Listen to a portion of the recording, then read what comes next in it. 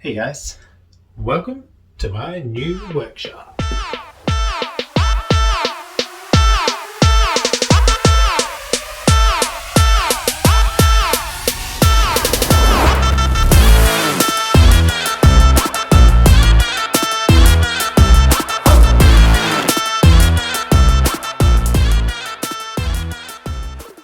Woo, pretty flash. I know, it's not a workshop. Only about 5 square meters of it is, and the rest is actually for work. Look, it's got a heater. So no more freezing my butt off. Pretty cool. And then the rest is for work, storage and stuff. So, but anyway, enough waffling. Show you what we're up to. So as you may know, guys, I'm a bit of a gun nut. I like mucking around with guns and rifles and testing different things. I've got too many guns at the moment, so quite a few of them are for sale. Behind me here I've got a 284 Bush because it's super short, takes a suppressor, and the worst of a Savage you can ever get in a Savage Axis. Shoots under an inch, and I'm getting rid of that. A Tikka. I try not to have those things in my workshop. I feel like everyone else. So I try not to do that, but I do have one of those, but that is a donor action. Currently it's 270 Wisdom, so that's no good to me. Another video one day, which way to go with it. But I'm not stressing out about it because I've got enough to worry about. And then I've got a Browning Howes Canyon speed version. 26-inch barrel, 7mm mag. It's good. It's all right. I just don't like shooting lightweight bullets, so I loaded some 185 grain RDF. That's what they're called. Just couldn't stabilize them, so I'm just like, nah, I don't want something that can't stabilize over 160 grains. So that goes out the door. It's no good to me. So, to what I actually am doing this video about, I think it's quite cool. I'll show you.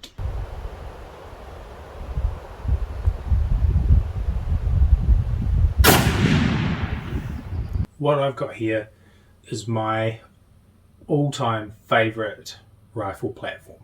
For a lightweight platform, they're really good. So what I'm going to do is I'll get rid of this one here.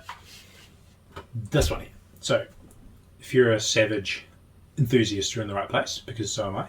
So this here is a Savage 110 Ultralight. Had one of these before, but I sold it and I really missed it. So I found another one of these timber stocked Ultralight in the Savage model 110, and I found it in a 243. No, I lie, it was 6.5 Creedmoor actually. Now been rechambered to 6.5 284. So just giving that Creedmoor a little bit more oomph, and not change the barrel or anything. The reason why I've done this sort of rifle is because I really want a dedicated bush rifle, and this is what this is going to be. So it's super duper light with that short 13-inch barrel.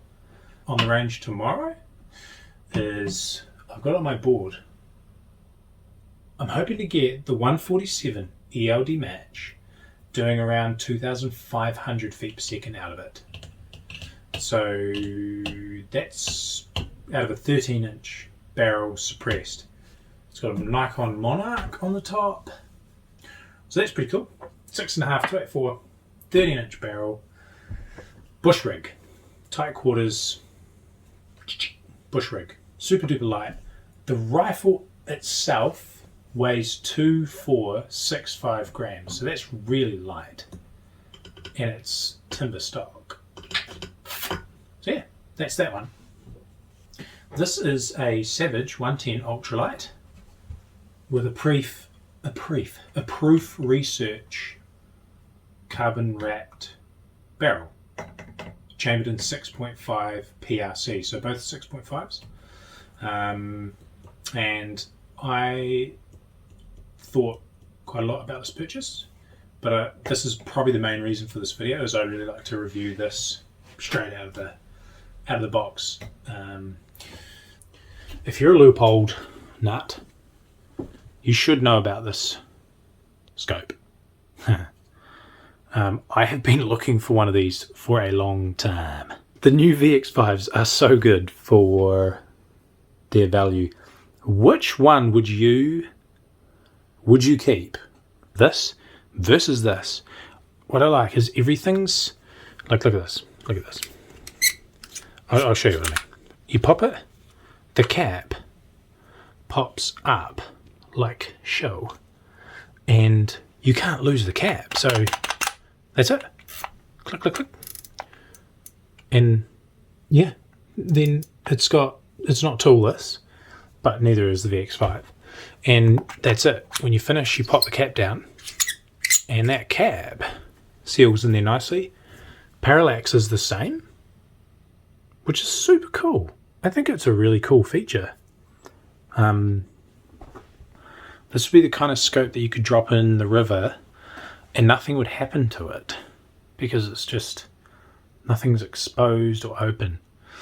But yeah, tell me, which one would you go for? This one is, oh, how much? 265 grams heavier, 34mm tube, 56mm objective. And I thought that wasn't too bad for the size of the scope. So I just had an Archon optics that I sold because it weighed over 1 kilo, and it was pretty much the same scope. Yeah, what would you do? What would y'all do? Look at that. Oh, it's just so nice. I'm still undecided.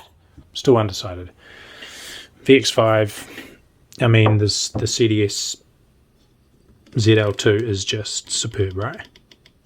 Like, you can't fault it. It's super sweet. But 315 by 44, 4.5 to 18 by 56. Which one?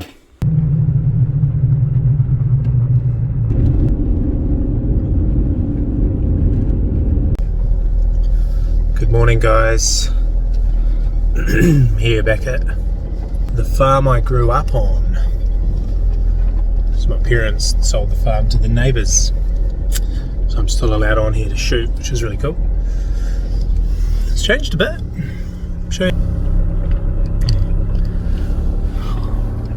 Definitely has changed a little bit. So yeah, we're heading up through the back here, and we're going to do some shooting. I was hoping to beat the wind by being really, really early, but it's already here, so that's just too bad. So as the day gets on and we verify that, well, hopefully we verify the PRC, might be a little bit tricky in this wind. That's okay. Tip: don't take the oldest roller masking tape you can possibly find in kit. Spent 10 minutes trying to get my targets all masked up. These little pieces. So yeah, tip number 1, don't forget your stapler. The game is, do you think that I can bore sight just by looking through, so no tools, at 100 yards? Do you think I can bore sight both rifles on the A4 page first shot at 100 yards? Never shot before, never shot these rifles. What do you reckon? Tell me what you think. Ah, another little test. What's your guess? Give me a guess on the velocity of the 13-inch barrel 6.5 shooting the 147 grain ELD-match. What's your guess on the velocity? My guess is going to be... No, put your guess down the bottom. See how close you get. 13-inch barrel, 147 grain ELD-match. Hot load. Just the bore sight.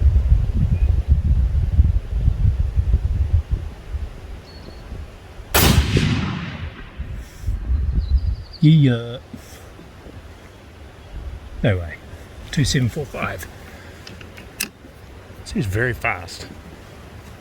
You probably can't see it, but it is on the page, right down the bottom. So that's one success. Okay, we carry on.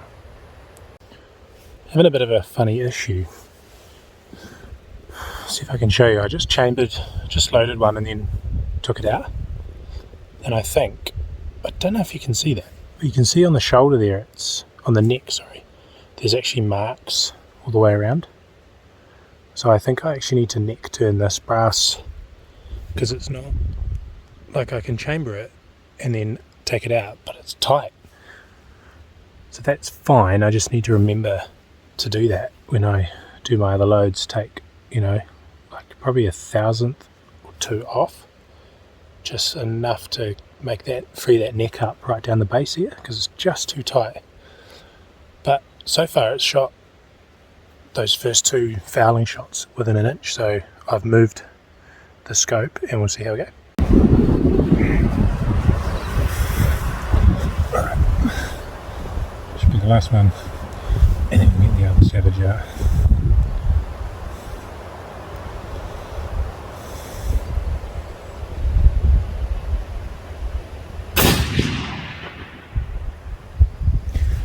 Man, those speeds are just ridiculously good. Cool. Quick thoughts while I walk to the board.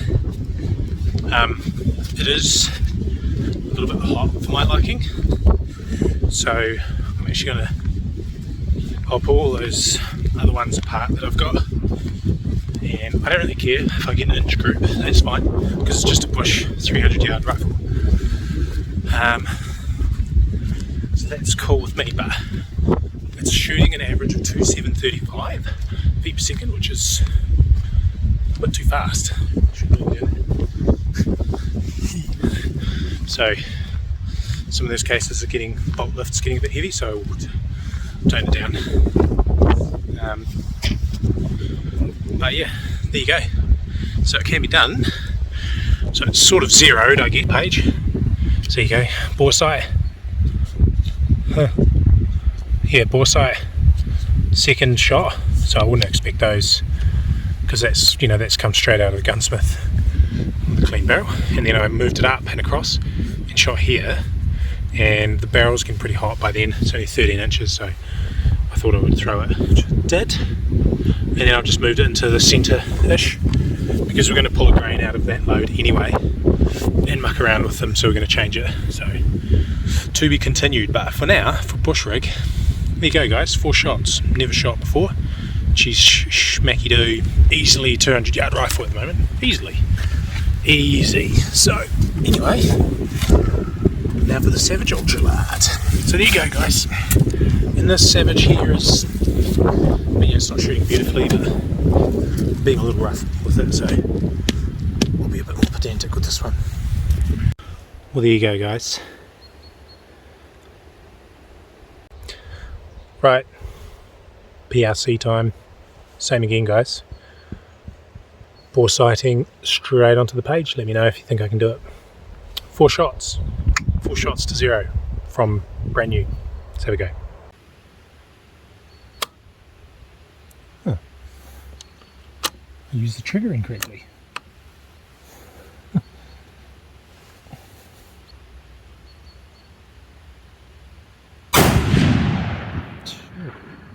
Seems our chronograph died.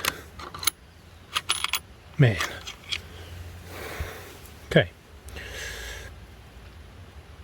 Really good for pressure, but I think the battery on my chronograph actually just died. Cool. Change the battery. It was 2892 with no pressure at all. Like, honestly, it's a low load. Might just put one more shot into it just to double check that I do actually have the ground on the page. I think it's that one up the top. You can't see that, but anyway. Alright, ready?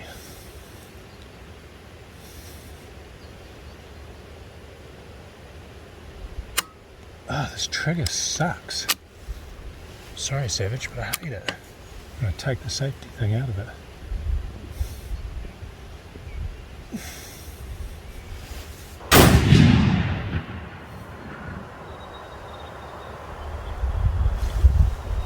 2886. Easy bolt lift. Oh, that is so nice. It's a big bang though compared to the suppressed short push gun. Fourth shot.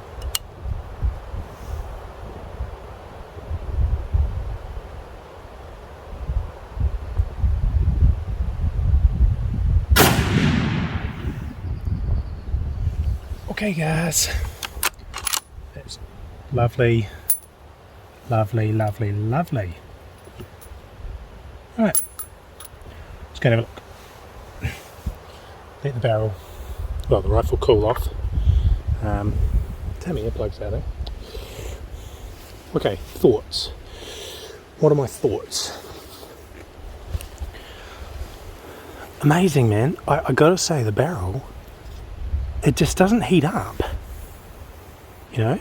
It's really cool. So that's 4 shots, and like if that was a standard kind of hunting barrel, it would have been hot. 4 hot loads, well, hottish loads, would have been warm, eh?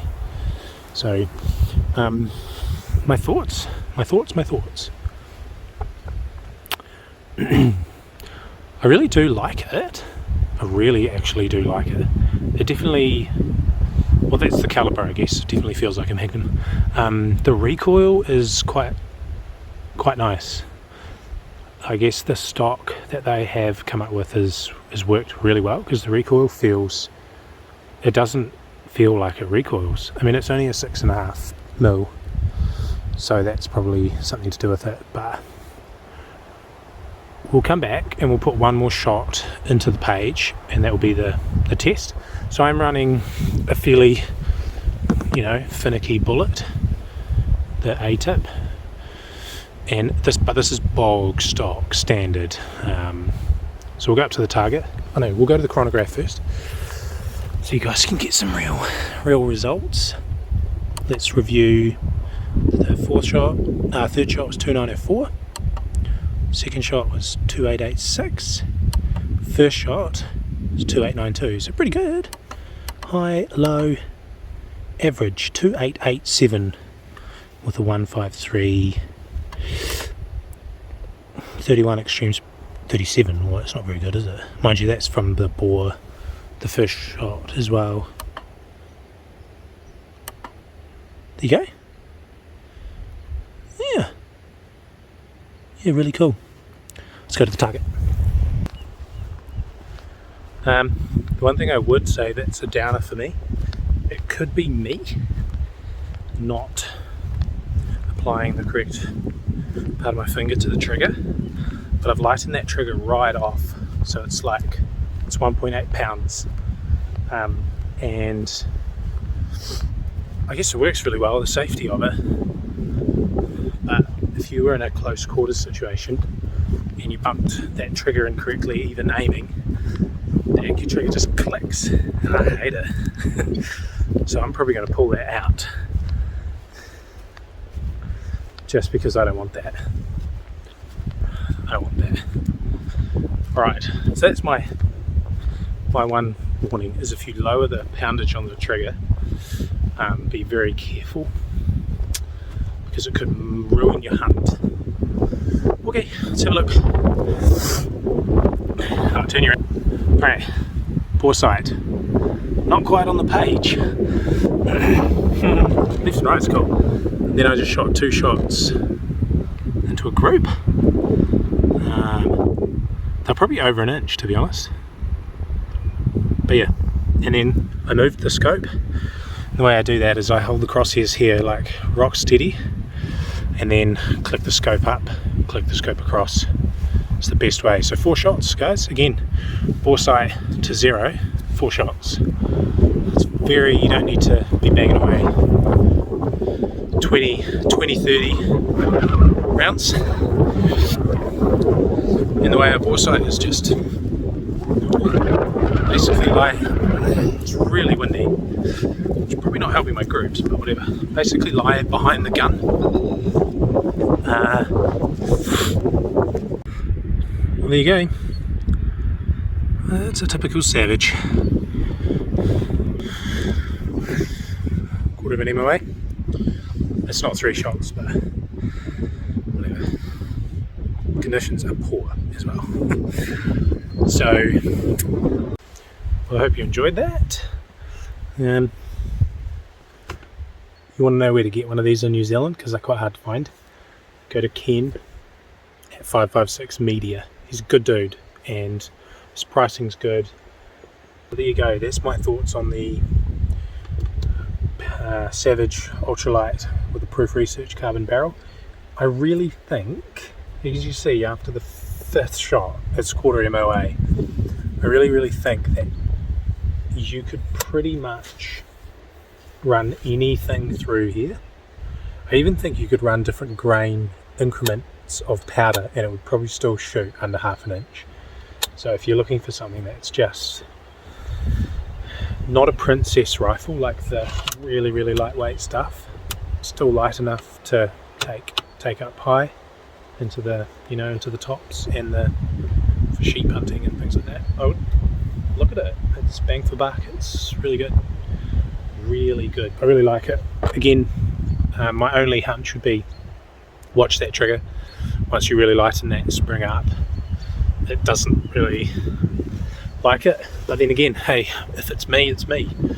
But if it's me, it's still going to be a problem in the hills. And now that I remember, the Accutrigger is a little bit like that. Chuck a Timney in it would be probably a good way to go.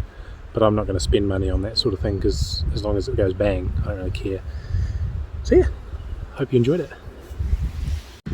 I forgot to mention, this rifle is going to be used for some long range goat hunting in the next month or so, so stay tuned for that video, because some of the terrain we're going into, we're going to have to be taking long shots, so I'll be doing some more verification with it, but just to make sure, on a non-windy day, just to make sure that it's all schmicky-doo.